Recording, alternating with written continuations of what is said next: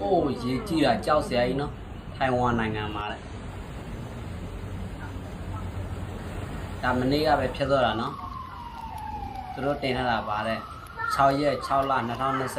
2026မနေ့ကပဲဖြစ်သွားတာတကယ်ကြောက်စရာကြီးနော်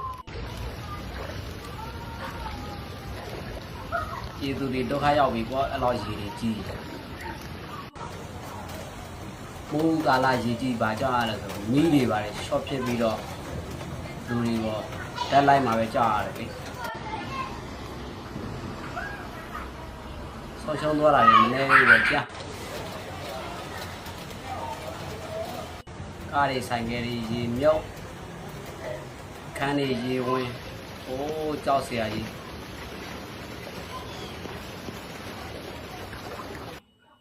ရေဘေးအန္တရာယ်ဆိုတာလည်းမလွယ်ဘူးเนาะ